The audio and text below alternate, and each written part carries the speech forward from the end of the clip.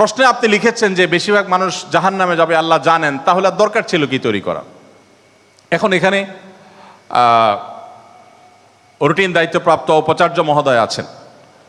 যদি বলা হয় কোনো শিক্ষা প্রতিষ্ঠানের প্রধানকে যে স্যার আপনি জানতেন আমরা বেশিরভাগ ছাত্র পরীক্ষা ভালো করব না, আমরা আন্দোলন সংগ্রাম নিয়ে ব্যস্ত ছিলাম, পরীক্ষাটা ভালো হবে না, আপনি জানতেন স্যার, তারপর আপনি পরীক্ষাটা কেন দিলেন বলেন?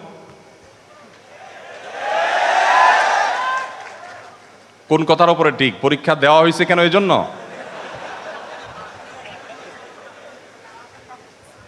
এই প্রশ্নটা যদি করা হয় কোনো শিক্ষা প্রতিষ্ঠানের প্রধানকে যে স্যার বেশিরভাগ ছাত্র আমরা ভালো ছাত্র না, ভালো ছাত্র সবসময় কমই থাকে সংখ্যা, এটা আপনি জানেন স্যার, তারপর আপনি পরীক্ষাটা কেন নিলেন? স্যার যদি পাল্টা প্রশ্ন করেন পরীক্ষা যদি আমি না নিতাম তাহলে তোমরা বলতো স্যার আমরা পরীক্ষা দিয়ে দেখতেন সবাই পারতাম, এই কথা বলার অপশন থাকতো কি থাকতো না? স্যার আপনি পরীক্ষা দেন নাই কেন? আপনি দিতেন, দেখতেন আমরা কি পরিমাণ যোগ্য, কি পরিমাণ পড়াশোনা আমরা করেছি, আন্দোলন করেছি, তাতে কি হয়েছে? পড়া পিছিয়ে নেই আমরা, সব ক্ষেত্রে আগে আছি। এর ফাঁকে ফাঁকে আমরা মানুষকে যদি আল্লাহ তাআলা এই অনুভূতি শক্তি তার সৃষ্টির আগেও দিতেন তাহলে মানুষ তো বলতো আল্লাহ ফেরেশতাদের তৈরি করেছেন, জিনদের সৃষ্টি করেছেন, আমাদেরকে কেন সৃষ্টি করে ইচ্ছা শক্তি দিলেন না? তাহলে আমরা একটু দেখাই দিতাম। আপনি এই প্রশ্ন তো আল্লাহকে করতে পারতেন। মূলত এই সমস্ত প্রশ্নের গোড়ায় গলত আছে। দেখুন আল্লাহ রাব্বুল আলামিন যখন মহান সৃষ্টিকর্তা, আপনি একটি পুতুল তৈরি করেছেন, একটি পুতুল তৈরি করেছেন মাটির, দুটি পুতুল তৈরি করেছেন, একটি পুতুল আপনি রেখেছেন আর একটি পুতুল আপনি ভেঙে দিয়েছেন। এখন আমি যদি আপনাকে প্রশ্ন করি ভাই কাজটি কি ভালো হলো? একটা পুতুল রাখলেন আর একটাকে ভেঙে দিলেন, কেন এরকম করলেন? আমার এই প্রশ্ন করাটা আপনাকে যদি আমি জবাব দিই তার আওতায় আনি যে আপনাকে বলতে হবে এটা ইলজিক্যাল কাজ, কেন করলেন? আপনাকে প্রশ্ন যদি আমি করি এই প্রশ্ন করার কি অধিকার আসলে আমার থাকার কথা? আপনি পুতুলটা সৃষ্টি করেছেন মাটি থেকে, করে আপনার একটা ভালো লেগেছে রেখেছেন আর একটা ভালো লাগেনি ভেঙে ফেলেছেন।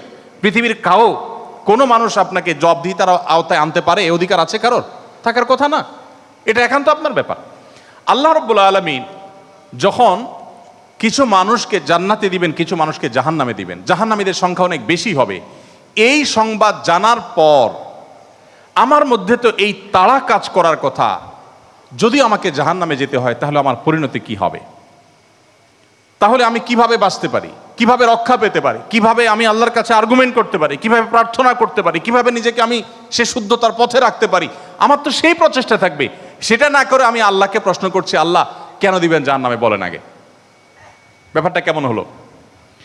আসলে আল্লাহ সম্পর্কে ধারণা না থাকার কারণে বা আমাদের মতো করে আল্লাহকে ভাবনা চিন্তা করার কারণে, কল্পনা করার কারণে এই ধরনের প্রশ্ন আমাদের মনে। বুদ্ধিমান মানুষ তিনি তার জান্নাতের পথকে সুগম করার চেষ্টা করবেন, জাহান্নাম থেকে বাঁচার চেষ্টা করবেন। তিনি আল্লাহকে প্রশ্ন ছুড়ে দিবেন না।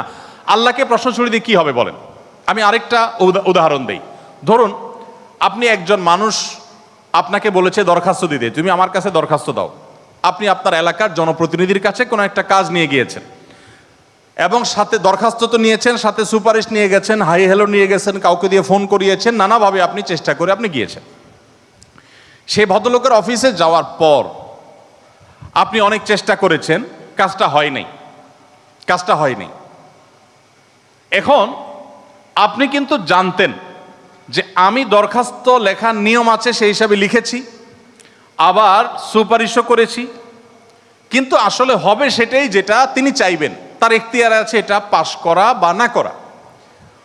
এখন আপনি যদি যে তাকে বলেন ভাই নেতা সাহেব, যেহেতু বিষয়টা সম্পূর্ণ আপনার ইচ্ছাধীন, আপনি দিবেন কি দিবেন না সম্পূর্ণ আপনার এখতিয়ার, আইনও সেভাবে, নিয়মও সেভাবে, সিস্টেমও সেটা, এখতিয়ার 100% আপনার অধীনে, আপনি চাইলে দিবেন না দিলে নাই, তাহলে নাটক কেন করলেন?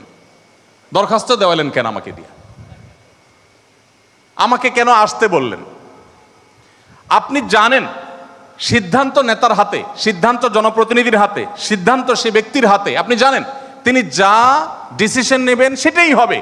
এটা জানার পরও আপনি কিন্তু আপনার চেষ্টায় কোনো ত্রুটি করছেন না, এমনকি আপনি পাবেন না সেই সম্ভাবনা জোরালো হওয়া সত্ত্বেও আপনার চেষ্টা কিন্তু আপনি ত্রুটি করেন। একজন মুসলমানকে, একজন সন্দেহের মধ্যে থাকা মুসলমান নামকাওস্তে মুসলমান, তিনি একজন সিরিয়াস মুসলমান, প্র্যাকটিসিং মুসলমানকে জিজ্ঞেস করতেছে, ভাই প্রতিদিন নামাজের জন্য আহ্বান করে, ভাই নামাজ পড়তে চলো। তো বেনামাজি মুসলমানটা বলে, না ভাই আমি যাব না। তো একদিন বলতেছে, আচ্ছা শুনেন, আল্লাহর ইচ্ছার বাইরে তো কিছু হয় না, আমি আসলে নামাজে যাই, এটা আল্লাহ চাচ্ছেন না, এই জন্য আমি যাই না। তো যেহেতু আল্লাহর ফয়সালা হয়ে গেছে, আমি যেতে পারছি না, তার মানে আল্লাহ আমাকে যাওয়ার তৌফিক দেন না, সেজন্য যাচ্ছি না। তাহলে আপনি অযথা চেষ্টা করে লাভ নাই, কেন আমাকে প্রতিদিন ডাকেন, কোনো দরকার নেই। তো এই ভদ্রলোক তিনি যখন বলেছেন যে আল্লাহ চাইলে তো আমি নামাজ এমনিই পড়তে যাব, আল্লাহ যখন আমার জন্য নামাজের ফয়সালা করবেন, আপনি ডাকা ছাড়াই আমি যাব, আর না করলে তো আমি যাব না, তাহলে আপনি অযথা কেন চেষ্টা করছেন?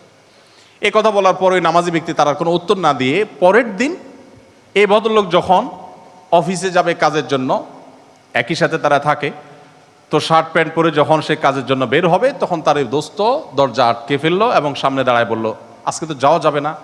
তো বলে, কেন যাওয়া যাবে না? বলে যে আল্লাহ তো রিজিক দাতা, অতএব আপনার নসিবে যেটা আছে সেটা তো এমনিতেই আসবে, আর না থাকলে আসবে না, আপনি গেলেও আসবে না, তাহলে কেন যাচ্ছেন? রিজিকের ব্যাপারে আপনি নামধারী মুসলমান হিসাবে, নামসর্বস্ব মুসলমান হিসাবে আপনি বিশ্বাস করেন যে রিজিকে যা আমার বরাদ্দে আছে সেটা আসবেই, কিন্তু আমার চেষ্টা আমাকে করতে হবে। ওই যে ডিসিশন নেতার হাতে, কিন্তু আমাকে দরখাস্ত দিতে হবে, আমাকে অ্যাপ্রোচ করতে হবে, আমাকে চেষ্টা করতে হবে। আমার এই চেষ্টা করাটা হলো আমার দায়িত্ব। দিবেন কি দিবেন না 100% তার ইখতিয়ারে। আমি জানি তিনি না দিলে আমার চেষ্টা করেও কিছু হবে না, কিন্তু তাই বলে আমি চেষ্টা বন্ধ করব না।